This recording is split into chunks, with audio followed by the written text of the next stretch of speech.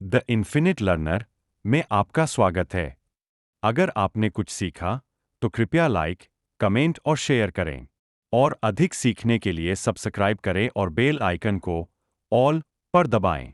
एक ऐसे लड़ाकू विमान की कल्पना कीजिए जो दुश्मन के आसमान में एक एक भूत की तरह दाखिल होता है, और इससे पहले कि दुश्मन को ये पता भी चले कि उन पर हमला हो रहा है, लड़ाई असल में खत्म हो चुकी होती है।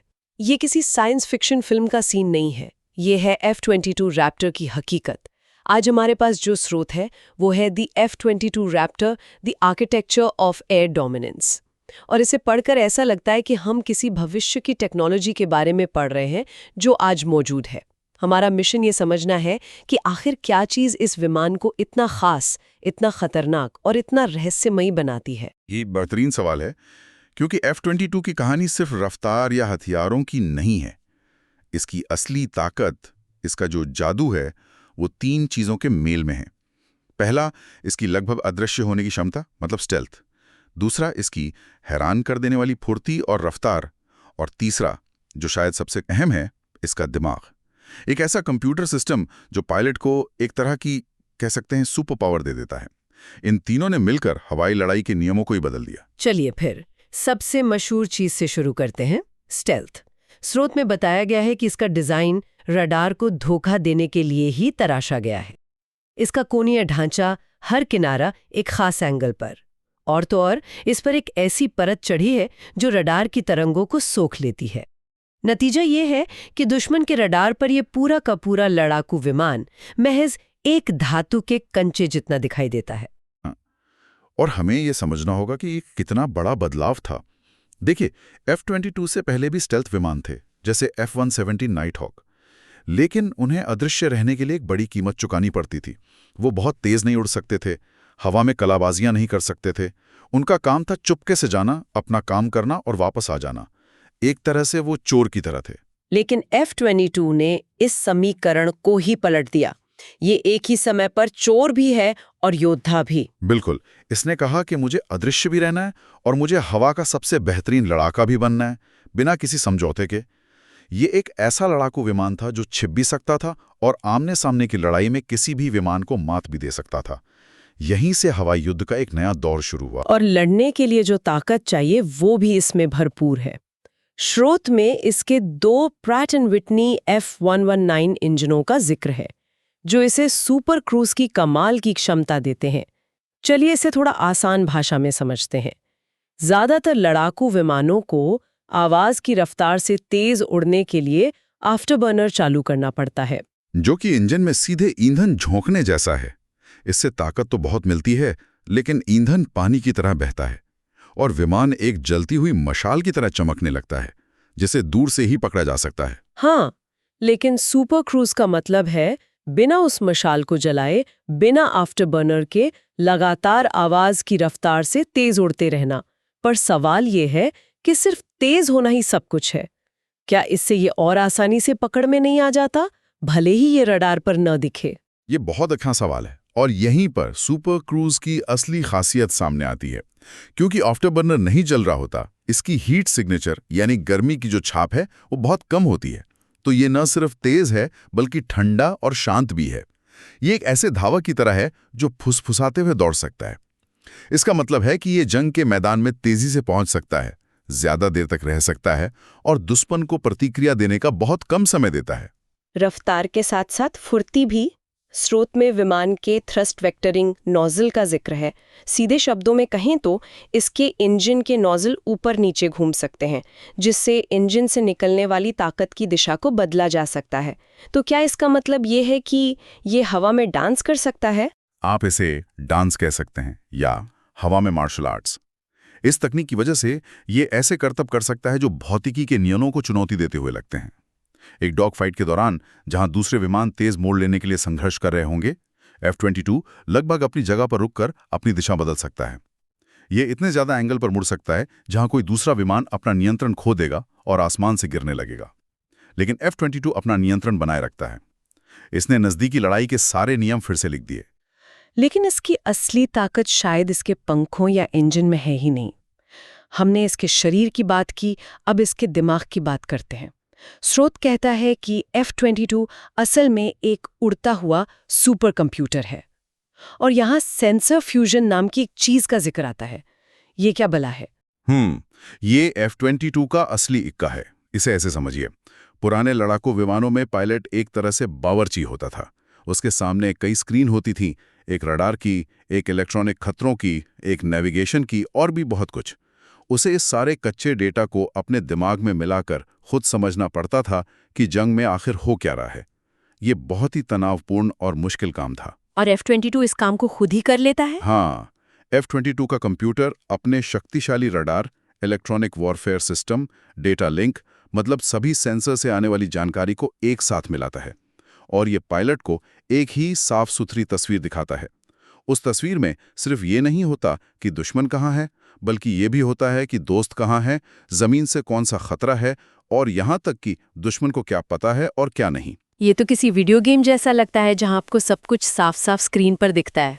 बिल्कुल। और यहीं पर F-22 सिर्फ एक शिकारी से ज्यादा बन जाता है। ये एक क्वार्टरबैक बन जाता है। ये पूरे मैदान को देख सकता है और अपनी टीम के दूसरे विमानों को बता सकता है कि गेंद कहाँ फेंकनी है, वो भी बिना दुश्मन को पता चले कि क्वार्टरबैक मैदान में है भी। ये पायलट के दिमाग से बोझ हटाकर उसे सिर्फ एक काम करने के लिए आज़ाद कर देता है, फैसले लेना। और जब आपके पास दुश्मन से बेहतर और साफ जानकारी हो तो आपके फैसले हमेशा बेहतर होते हैं। तो मतलब ये सिर्फ अपने लिए नहीं देख रहा है, ये पूरी टीम के लिए देख रहा है। यही इसका सबसे क्रांतिकारी पहलू है। ये F-22 को सिर्फ एक लड़ाकू विमान नहीं, बल्कि युद्ध क्षेत्र में एक इंफॉर्मेशन नोड यानी सूचना का केंद्र बना देता है। एक F-22 अपने आसपास के माहौल की जो पूरी तस्वीर बनाता है, उसे वो सुरक्षित डेटा लिंक के जरिए दूसरे F-15 या F-16 जैसे विमानों के साथ बांट सकता है। यानी एक F-22 आगे जाकर चुपचाप सब कुछ देख सकता है और पीछे आ रहे विमानों को बता सकता है कि दुश्मन कहाँ छिपा है, वो भी बिना उन विमानों को अपना रेडार चालू किए। ये पूरी टीम को ज्यादा ताकतवर और सुरक्षित बना देता है। तो इतनी सारी ताकत का इस्तेमाल आखिर होता कहाँ है? इसका मुख्य मिशन क्या है? क्या ये जमीन पर बम गिराने के लिए बना है? नहीं, स्रोत ये बात बिल्कुल साफ करता है कि F-22 का एक ही मुख्य काम है, हवाई श्रेष्ठता हासिल करना, एयर सुपीरियॉरिटी। ये हर काम करने वाला जैक ऑफ ऑल ट्रेड्स नहीं है, बल्कि एक मास्टर ऑफ वन है। इसका काम है सबसे पहले दुश्मन के सबसे ताकतवर लड़ाकू विमानों और उनकी हवाई सुरक्षा प्रणालियों को तबाह करना। एक तरह से इसका काम है दरवाजा तोड़कर अंदर घुसना, ताकि बाकी विमान सुरक्षित रूप से अपना काम कर सकें। और इसके लिए इसके हथियार भी वैसे ही खास होंगे। स्रोत बताता है कि अपनी स्टील्थ बनाए रखने के लिए ये अपने सारे हथियार जैसे AIM-120, AMRAM और AM-9 साइड वाइंडर मिसाइलें अपने अंदरूनी हिस्सों में छिपा कर रखता है। हाँ, बाहर कुछ भी नहीं लटका होता जो रडार पर दिख सके। जब हमला करने का समय आता है तो दरवाजे खुलते हैं, मिसाइल लॉन्च होती है और दरवाजे वापस बंद हो जाते हैं। और ये सब 1 सेकंड से भी कम समय में होता है। 1 सेकंड से भी कम, मतलब पलक झपकते ही। ये सब कुछ इसकी अदृश्यता को बनाए रखने के लिए किया गया है। और अगर कोई दुश्मन बहुत ही करीब आ जाए तो उसके लिए एक 20 mm की तोप भी अंदर ही छिपी हुई है। यह हर लिहाज से एक शिकारी है जो आसमान पर राज करने के लिए बना है। और यहीं पर एक अजीब सी बात सामने आती है। अगर ये इतना बेहतरीन, इतना जरूरी दरवाजा तोड़ने वाला है, तो अमेरिका ने इनमें से और क्यों नहीं बनाए? स्रोत के मुताबिक सिर्फ 187 ऑपरेशनल विमान बनाने के बाद इसे बनाना ही बंद कर दिया गया। ये तो एक विरोधाभास लगता है। ये इस विमान की कहानी का सबसे दिलचस्प पहलू है और इसके पीछे 2 बड़ी वजह हैं। पहली और सबसे सीधी वजह है पैसा। F-22 को बनाने और रखने का खर्च आसमान छू रहा था। ये इतिहास के सबसे महंगे लड़ाकू विमान कार्यक्रमों में से एक था। सिर्फ विमान खरीदना ही नहीं, बल्कि इसकी देखभाल करना भी बेहद महंगा है। देखभाल मतलब सामान्य रख रखाव? उससे कहीं ज्यादा। इसकी जो स्टेल्थ कोटिंग है, जो इसे रडार से छुपाती है, वो बहुत नाजुक होती है। हर उड़ान के बाद उसकी बहुत सावधानी से जांच और मरम्मत करनी पड़ती है, जिसके लिए खास हैंगर और घंटों का काम लगता है। ये एक सुपर कार खरीदने जैसा है, जहां कार की कीमत से ज्यादा उसकी सर्विस का बिल आता है। 2000 के दशक के अंत में जब कोई बड़ा हवाई खतरा नजर नहीं आ रहा था, तो अमेरिकी सरकार ने फैसला किया कि इतने महंगे विमान को और बनाना फायदे का सौदा नहीं है। तो क्या किसी और देश ने इसे खरीदने की कोशिश नहीं की? अमेरिका के दोस्त देशों ने? कोशिश तो बहुतों ने की। जापान, ऑस्ट्रेलिया, इजराइल, ये सभी इसे खरीदना चाहते थे। लेकिन यहां दूसरी वजह सामने आती है। अमेरिकी कानून ने इस विमान के निर्यात पर पूरी तरह से पाबंदी लगा दी थी। इसकी तकनीक, खासकर इसकी स्टेल्थ और सेंसर फ्यूजन को इतना संवेदनशील और कीमती माना गया कि अमेरिका उसे किसी के भी साथ साझा करने को तैयार नहीं था, चाहे वो कितना भी करीबी दोस्त क्यों ना हो। तो ये सिर्फ और सिर्फ एक अमेरिकी हथियार बनकर रह गया। हाँ, ये अमेरिका का इक्का है, एक ऐसा पत्ता जो सिर्फ उसी के पास है। और इसकी यही दुर्लभता, इसकी कम संख्या, इसके रणनीतिक मूल्य को और भी बढ़ा देती है। हर कोई जानता है कि ये दुनिया का सबसे बेहतरीन लड़ाकू विमान है और ये सिर्फ एक ही देश के पास है। तो चलिए इस पूरी चर्चा को समेटते हैं। F-22 रैप्टर सिर्फ एक लड़ाकू विमान नहीं है, यह स्टेल्थ, सुपर क्रूज, जबरदस्त फुर्ती और एक बेजोड़ दिमागी ताकत यानी सेंस ऑफ फ्यूजन का एक ऐसा मिश्रण है जिसने इसे अपने समय से दशकों आगे बना दिया। बिल्कुल, इसकी विरासत यही है।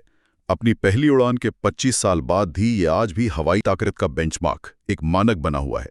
F-35 जैसे नए और ज्यादा बहुउपयोगी विमान आ गए हैं और अगली पीढ़ी के विमानों पर भी काम चल रहा है। लेकिन आज भी दुनिया के कई देश ऐसे विमान बनाने की कोशिश कर रहे हैं जो F-22 के बराबर की क्षमता रखते हों। ये सिर्फ एक विमान नहीं, बल्कि तकनीकी दबदबे का एक प्रतीक है। और ये चर्चा हमें हवाई युद्ध के भविष्य के बारे में एक बड़े सवाल पर लाकर छोड़ती है। F-22 जैसे बेहद उन्नत और अविश्वसनीय रूप से महंगे विमानों की सीमित संख्या को देखते हुए ये सोचना जरूरी हो जाता है, क्या एक अकेले सर्वश्रेष्ठ सुपरस्टार लड़ाकू विमान का युग समाप्त हो रहा है? क्या भविष्य कम उन्नत, सस्ते लेकिन बहुत बड़ी संख्या में मौजूद ड्रोन और विमानों के झुंड का है जो एक नेटवर्क में एक साथ मिलकर काम करेंगे? एक ऐसा भविष्य जहां एक ड्रोन का नुकसान उतना मायने नहीं रखेगा जितना एक F-22 का नुकसान रखता है। ये एक ऐसा सवाल है जिसका जवाब आने वाले दशकों की सैन्य रणनीति को तय करेगा।